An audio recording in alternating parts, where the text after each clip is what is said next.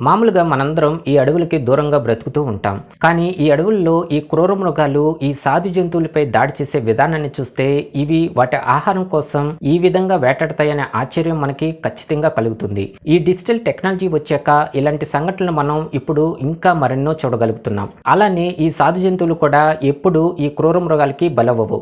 ఒక్కోసారి ఈ సాధు జంతువులే ఈ క్రూర మృగాలపై చేసే ఎదురుదాడిని చూస్తే నిజంగా మనకి చాలా ఆశ్చర్యం కలుగుతుంది. సో ఇలాంటి వీడియోస్ మీరు మిస్ కాకూడదు అనుకుంటే ఈ వీడియోని చివరి వరకు చూడండి.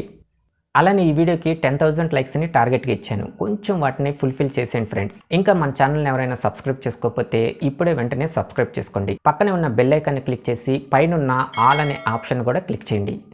Hippos versus crocodiles. ఈ రెండింటి మధ్య గొడవలు అనేవి చాలా భయంకరంగా ఉంటాయి. మామూలుగా ఈ క్రోకోడైల్స్ అనేవి 1 టన్ వరకు బరువు పెరగలుగుతాయి. అదే ఈ హిప్పోస్ అయితే ఇవి ఏకంగా 2 టన్నుల వరకు బరువు పెరగలుగుతాయి. అయితే ఈ క్రోకోడైల్స్ అనేవి దాని బరువుకి మించిన ఫుడ్ని తినాలని ఎప్పుడు ఆశపడుతుంటాయి. నిజం చెప్పాలంటే ఈ మొసళ్ళకి నిజంగానే ఆకలి కూడా చాలా ఎక్కువ. కానీ ఈ ముసళ్ళు అనేవి ఇంత బలంగా మనకి కనిపించినప్పటికీ ఈ హిప్పోస్ దగ్గర మాత్రం ఇవి చాలా జాగ్రత్తగా బ్రతుకుతూ ఉంటాయి. ఏ మాత్రం ఈ ముసళ్ళు దాడి చేద్దాం వీటిపై అని ఆలోచించాయంటే ఇక ఈ హిప్పోస్ ఈ ముసళ్ళని ఒక ఫుట్బాల్లా ఆడేసుకుంటాయి.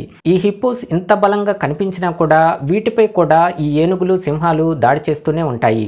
అలానే ఈ ముసళ్ళు కూడా ఒంటరిగా ఉన్నప్పుడు ఈ హిప్పోస్ పై దాడి చేయాలని అస్సలు అనుకోవు. ఎందుకంటే అలాంటి ప్రయత్నాలు చేసి ఈ హిప్పోస్ చేతిలో తన్నులు తిన్న ముసళ్ళు చాలానే ఉన్నాయి కాబట్టి. కానీ ఇక్కడ ఒక ముసలి మాత్రం ఒక హిప్పోని తింటూ మనకు కనిపిస్తుంది. మరి ఇది దీన్ని చంపి తిందో లేక చనిపోయిన దాన్ని తింటుందో ఏమో, కానీ ఎలాగైతే దీనికి ఈ రోజు మంచి ఆహారమే దొరికింది. ఈ హిప్పోస్ అలానే ఈ ముసళ్ళు ఎప్పుడు ఒకే నేలల్లో ఒకే ప్లేస్ లో బ్రతుకుతూ ఉంటాయి. నిజానికి ఈ ముసళ్ళు ఈ హిప్పోస్ చేసే దాడికి భయపడి అలా కామ్ గా ఉంటాయే, కానీ ఛాన్స్ దొరికితే మాత్రం ఇవి కూడా సింగిల్ గా ఉండే హిప్పోస్ పై అటాక్ చేయాలని ఎప్పుడూ చూస్తుంటాయి, ముఖ్యంగా వాటి పిల్లలపై. అందుకే ఈ హిప్పోస్ కూడా వాటి పిల్లలు ఉన్నప్పుడు ఈ ముసళ్ళని చాలా జాగ్రత్తగా అబ్జర్వ్ చేస్తూ ఉంటాయి. ఆ టైంలో ఈ ముసళ్ళు కనుక తొందరపడ్డాయంటే ఇక అంతే సంగతులు. ఈ హిప్పోస్ అన్నీ కలిసి ఆ ముసళ్ళని ఒక రేంజ్లో ఆడేసుకుంటాయి. Cheetah versus wild beast. ఈ చీతాస్ అనేవి పెద్ద పిల్లులు కాకపోయినా కానీ ఇవి చాలా స్పీడ్గా పరిగెత్తగలుగుతాయి. అవి ఆహారం కోసం వేటాడటం మొదలు పెడితే దాని వేట అనేది ఎంత స్పీడ్గా ఉంటుందో మనందరికీ తెలిసిందే. అంతేకాకుండా ఈ చీతాస్ అనేవి వేరే యానిమల్స్ గుంపుగా వేటాడినట్లుగా కాకుండా సింగిల్గా వేటాడటానికే బాగా ఇష్టపడుతుంది. ఇక్కడ ఈ బీస్ట్ గుంపులో నుంచి ఒకదాన్ని వేటాడి ఈరోజు లంచ్కి ప్రిపేర్ చేసుకుంది. ఇంకో ఫ్రెండ్ని కూడా పార్టీకి పిలిచినట్టుంది. ఇంకేముంది, ఆ రెండు కలిసి ఆ బీస్ట్ని లంచ్గా ఆరగించేశాయి. మామూలుగా ఈ చీతాస్ అనేవి అవి వేటాడిన ఆహారాన్ని అదొక్కటే తినడానికి ఇష్టపడుతుంది. కానీ ఇక్కడ ఇంకొకరితో ఆ ఫుడ్ని షేర్ చేసుకుందంటే ఫ్రెండ్ కదా, వదిలేద్దాం. నెక్స్ట్ డే కూడా ఇక్కడ ఒక బేబీ వైల్డ్ బీస్ట్ని వేటాడదామని చూస్తుండగా ఆ బేబీ వైల్డ్ బీస్ట్ చాలా యాక్టివ్గా ఉండటంతో దాన్ని చంపటానికి ఈ చీతాకి కొంచెం టైం ఎక్కువే పట్టింది. ఎలాగైతే దాన్ని పంచే పవర్ చూపించి దాన్ని ఆహారంగా చేసేసుకుంది. తర్వాత దాన్ని ఈ చీతాస్ తింటుండగా అనుకోకుండా అక్కడికి ఇంకో బేబీ వైల్డ్ బీస్ట్ దారి తప్పి వీటి దగ్గరికే వచ్చేసింది. మరి అలాంటి టైంలో ఈ చీతాస్కి డబుల్ ఫుడ్ దొరుకుతుందంటే అస్సలు వదిలిపెడతాయా? ఆ తినే ఫుడ్ని పక్కన పెట్టి అక్కడికి వచ్చిన బేబీ బీస్ట్ పై అటాక్ చేసి దాన్ని కూడా చంపేశాయి. అలా వీటికి ఒకే టైంలో లంచ్ డిన్నర్ రెండూ దొరికేశాయి. అయితే ఈ చీతాస్ అనేవి ఈ బేబీ బీస్ట్లని ఈజీగా చంపగలవు, కానీ అసలైన వైల్డ్ బీస్ట్ని చంపటం వీటికి చాలా కష్టమైన పనే. ఎందుకంటే ఈ వైల్డ్ బీస్ట్ అనేవి వీటిపై ఈ విధంగా ఎదురుదాడి చేసేస్తాయి కాబట్టి. ఇవి గుంపుగా ఉన్నప్పుడే వీటిని చంపగలుగుతాయి. Pelican versus seagull. ఇక్కడ చూస్తే ఈ సీగల్స్ కన్నా ఈ పెలికాన్ బర్డ్సే పెద్దవి. అయినా సరే ఈ సీగల్స్ అనేవి ఈ పెలికాన్స్ బర్డ్స్తో పోటీ పడుతూ ఉంటాయి. మామూలుగా ఈ సీగల్స్ అనేవి అవి వేటాడిన ఫుడ్ని తినటమే కాకుండా ఇంకా వేరే పక్షులు వేటాడిన ఫుడ్ని కూడా ఇవి బలవంతంగా లాక్కొని మరీ తినే అలవాటు వీటికి ఉంటుంది. ఇంకా ఇవి మనుషులు తినే ఫుడ్ని కూడా ఈ విధంగా లాక్కెళ్ళిపోయి తింటుంటాయి. ఇంకా చెప్పాలంటే వీటికి ఏదైనా ఆహారం దొరకకపోతే ఇలా స్టోర్స్లోకి వచ్చేసి మరి అక్కడ ఉన్న ప్యాకెట్స్ని దొంగతనం కూడా చేసి తింటూ ఉంటాయి. ఈ సీగల్స్ అనేవి నిజంగానే చాలా విచిత్రమైన పక్షులు. ఇక్కడ చూడండి, ఇక్కడ ఇన్ని పెలికాన్స్ బర్డ్స్ ఉన్నా కూడా ఏమాత్రం భయపడకుండా ఇంకా వాటి దగ్గర ఫుడ్ని ఎలా లాక్కొని వెళ్ళిపోతుందో. ఆ పెలికన్ బర్డ్ ఎంత విదిలిస్తున్నా కూడా ఆ సీగల్ అలానే బలవంతంగా లాగేస్తుంది. తర్వాత ఇంకో 2 పెలికన్ బర్డ్స్ వచ్చి ఆ గొడవని సద్దుమణిగించాయి. మరి ఈ సీగల్స్కి ఇదేం అలవాటు ఏమో కానీ పక్క వాళ్ళ ఫుడ్ని లాక్కుని తినటంలో వీటికి ఏం మజా ఉంటుందో ఏమో కానీ ఇక్కడ కూడా ఒంటరిగా ఉన్న ఒక పెలికన్ బర్డ్ వేటాడిన ఫుడ్ని ఈ సీగల్స్ అన్నీ కలిసి ఎంత దారుణంగా బలవంతంగా లాక్కుంటున్నాయో చూడండి. ఈ పెలికాన్ బర్డ్ ఇప్పుడు అనుకుని ఉంటది ఈసారి వాళ్ళ ఫ్రెండ్స్తో గుంపుగా వచ్చి వేటాడాలని. Shark versus octopus. మామూలుగా మనం ఈ భూమి మీద వేటాడుకుంటూ ఉండే జంతువులనే ఎక్కువగా చూస్తూ ఉంటాం. కానీ ఈ సముద్రపు లోతుల్లో జరిగే గొడవలు మాత్రం మనకి చాలా తక్కువగా కనిపిస్తుంటాయి. అలానే మనలో చాలా మంది ఈ ఆక్టోపసెస్ చూసినప్పుడు ఇవి చాలా సాఫ్ట్గా ఉంటాయి, ఇవి అంత క్రూరంగా వేటాడేవి కావు అని అనుకుంటూ ఉంటాం. మరి అలాంటి సాఫ్ట్గా కనిపించేది ఏకంగా సొరచాపనే వేటాడితే?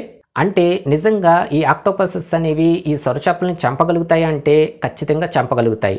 అలా అని పెద్ద సొరచేపల్ని అంత ఈజీగా చంపలేవు, కానీ మీడియంగా ఉండే సొరచేపల్ని మాత్రం చాలా ఈజీగా చంపేయగలుగుతాయి.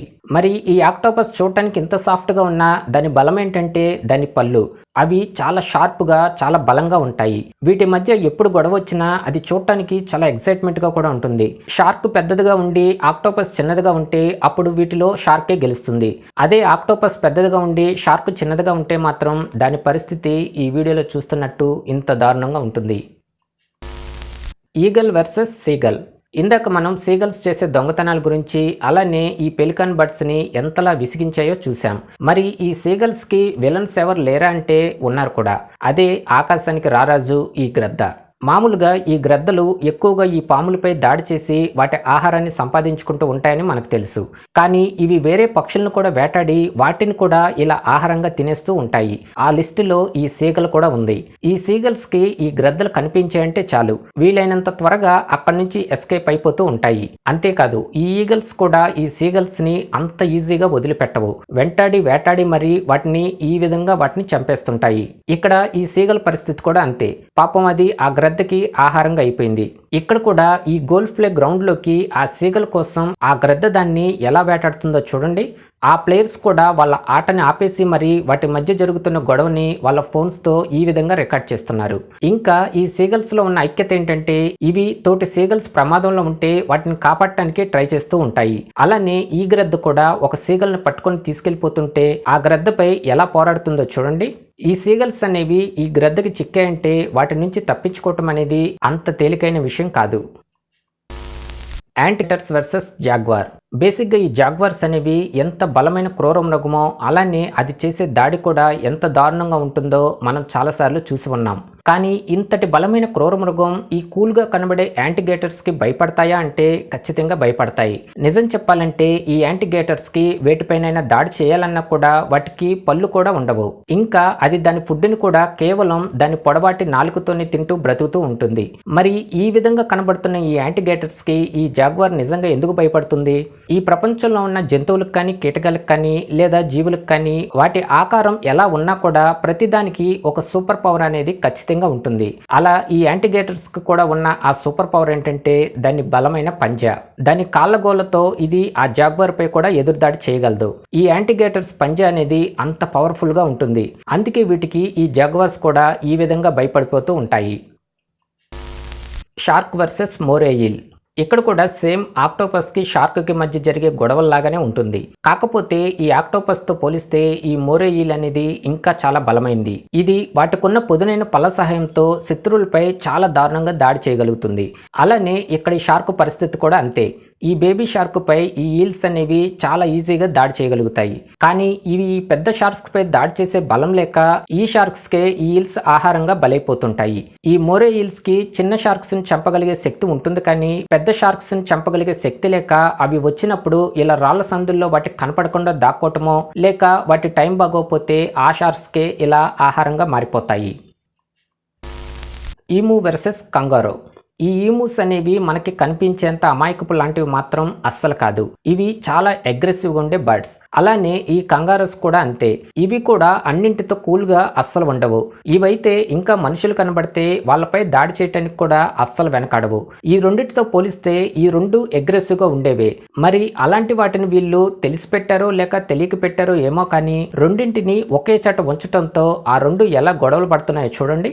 కొంచెం ఈ కంగారోస్ అయినా కూల్గా ఉంటాయేమో, కానీ ఈ ఈము బర్డ్స్ మాత్రం అస్సలు కూల్గా ఉండవు. వాటికి గొడవ పడాలి అనిపించినప్పుడల్లా ఈ కంగారోస్ని విసిగిస్తూ మరి వాటిపై ఇలా ఎదురుదాడి చేసేస్తున్నాయి. Buffalo versus crocodile. ఈ రెండింటిలో ఏది బలమైంది అని అడిగితే ఎవరైనా క్రొకోడైల్స్ అనే చెప్తారు. కానీ అది అన్ని వేళలా కాదు. కొన్నిసార్లు ఈ బఫెలోస్ చేసే దాడి వేరే లెవెల్లో ఉంటుంది.